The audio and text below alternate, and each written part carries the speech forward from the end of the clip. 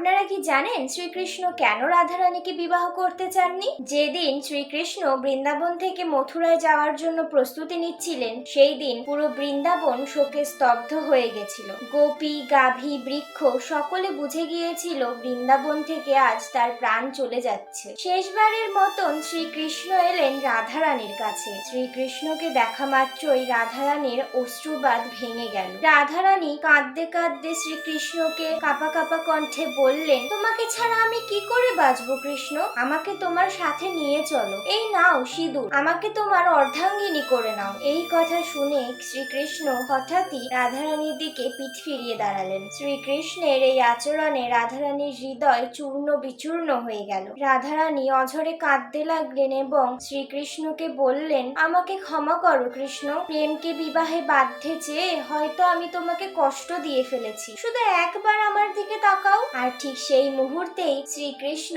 রাধারানীর দিকে ফিরে তাকালেন। আর তখনই রাধারানী যা দেখলেন, তিনি আর কৃষ্ণ নন। মাথা থেকে পা পর্যন্ত সম্পূর্ণ তিনি রাধারানীর রূপে রূপান্তরিত হয়েছে। তখন শ্রীকৃষ্ণ রাধারানীকে বললেন, রাধা, বিবাহ করার জন্য দুজন ব্যক্তির প্রয়োজন, কিন্তু আমরা তো আলাদা নই। আমরা এক আত্মারই মিলিত রূপ। তুমি রাধা, আমি কৃষ্ণ, আবার তুমিই কৃষ্ণ আর আমিই রাধা। যেখানে বিচ্ছেদ নেই সেখানে বিবাহের প্রয়োজন কি? আর এই কারণেই শ্রীকৃষ্ণ কখনো রাধারানীকে বিবাহ করেননি, কারণ তাদের প্রেম কোনো সাধারণ মানুষের মতো ছিল না। তা ছিল আত্মার প্রেম, দিব্য প্রেম এবং চিরন্তন প্রেম। আপনাদের যদি আমার আজকের এই ভিডিওটি ভালো লেগে থাকে তবে অবশ্যই সাবস্ক্রাইব করে আমার পাশে থাকবেন। কমেন্টে জয় শ্রীকৃষ্ণ রাধে রাধে লিখে যেতে ভুলবেন না কিন্তু। হরে কৃষ্ণা, রাধে রাধে।